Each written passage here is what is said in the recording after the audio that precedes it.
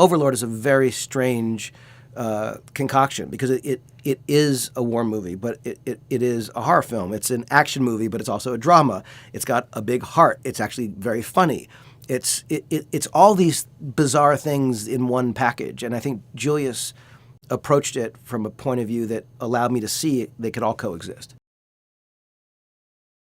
Billy Ray wrote an incredible script. It just felt to me like if Rod Serling were still here and still writing, that this is the kind of thing that he would have written. And it was intense, and it was funny, and it was full of characters and action and drama. And I remember reading that whole script, and it was just such a kind of horror thrill ride that I knew it was something that, in the right hands, could be really fun and creepy and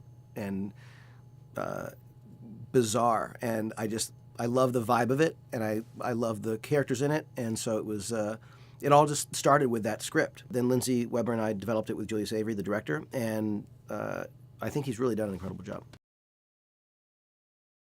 I think the thing that I loved the most about the premise was that it took a sort of classic World War II adventure movie, and it smashed it into a sort of monster horror film. And the idea of those two coexisting just felt like it could be an incredibly intense and fun ride. And the thing about, a war story is you don't need more monsters than humans in that world. The horrors of war are already there. And so what's weird is that, you suddenly get into this sort of, freakish sort of fantasy horror level, and it doesn't feel like that much of a stretch. And I think that what I felt reading the script was that it could be, in some cases, beautiful, in other cases, as intense as a straight war movie, but that it also had the potential of going to a place that was, clearly, in the realm of horror science fiction. And I just thought that combination, done right, could really hit the sweet spot.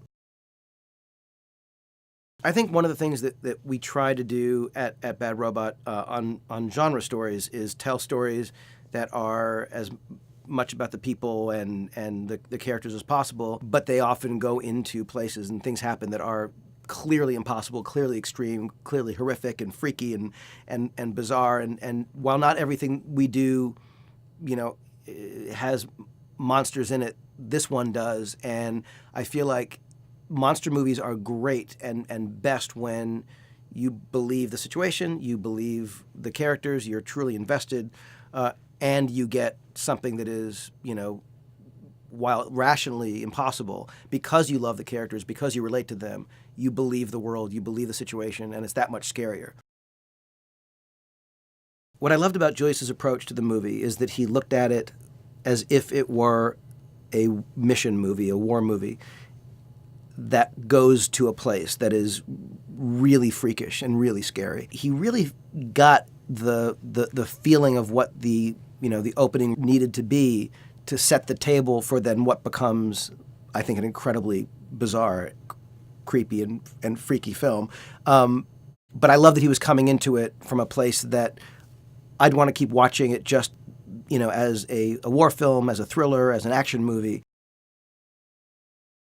We knew that the character of Ford had to be someone that both intimidated you on some level, but also is the guy you'd want as part of your team if you were going to be, parachuting into occupied France. And when we saw Wyatt Russell, he had all the qualities because he's a very likable guy, and comes across, really kind of in a lovely way, but he does have an undeniable strength and intensity and sort of toughness. And so he was someone that we got really excited about. We needed to really feel like, I believe this guy's a soldier, I believe what he's been through, he's a tough-ass, guy, and yet I can't help but respect him. And it's harder to find that combination of things than you might think. We knew we needed a character in Boyce who was the audience, essentially. Someone you'd really relate to, that you'd watch and feel like, I'd be that afraid. I'd be that unsure. I'd be that, concerned. And we looked at a lot of different people. And Jovan Adepo came in, and he just was so, he was so good. He was relatable. He was smart. He had a great sense of kind of, depth to his character. You believe that you could see that he was a guy that was like, found himself suddenly in battle, in the middle of a war. And you could imagine he was just a normal kid, days ago. And now he's like a soldier in the middle of stuff he can't fathom. And of course it gets crazier and weirder and, as the story goes on. With Chloe, we needed, this was sort of like, the farm girl that they come across, like in an archetypical way. But of course, she needed to be much more than that. She needed to be someone who was, raising her family, who was putting up with living in this Nazi-occupied village. She needed to be basically a surrogate parent to her little brother, Paul. She needed to be someone who, given the circumstances of the movie, had to stand up for herself, had to defend herself, had to become, as intense and vicious, and despite being terrified, as strong as she could ever imagine and beyond. We found Mathilde Ollivier, and she was not only, strong and believable and lovely, but also she had a great sense of humor. She had a great, she held the screen, like the best of them.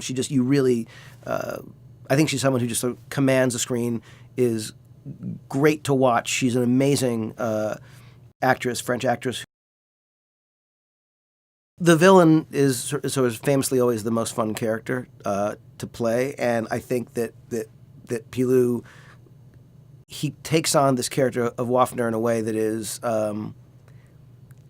it's definitely this, he's so good, and it's got this larger-than-life vibe, but it doesn't feel scenery chewy. It's not like he's sort of overdoing it. I think that the fun of this guy is he's so intense, and he's so wicked, and he's so, he just seems to have this kind of, not just a cold heart, but this kind of terrifying ambition. The most important thing with any ensemble, and this certainly is one, is how do they all work together? You had a lot of people that you had to sort of keep track of, and it was just important that everyone stand out, have their own distinct personality, and I do think you really follow each one of them and have a sense of their personalities individually by the end of the movie. But of course, having the group was really important. You needed to believe that they, had been, in some cases, fighting together before, in other cases, in this group for the first time, but you needed to get their, you needed to feel their energy and their dynamic, and we were very lucky with this cast. One of the things I think about Overlord that's especially cool is how the movie looks and feels.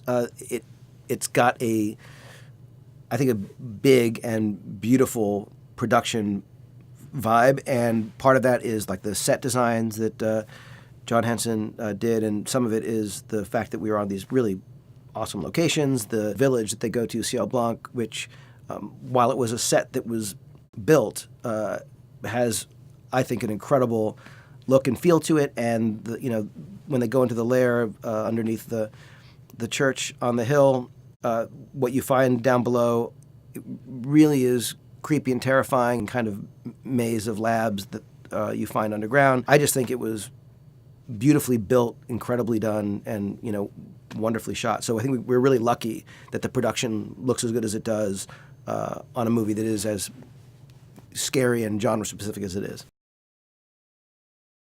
If you go to see Overlord, what you're going to get is an incredibly fun, thrilling, terrifying, weird, freaky, bizarre, sweet, and ultimately wildly satisfying roller coaster ride.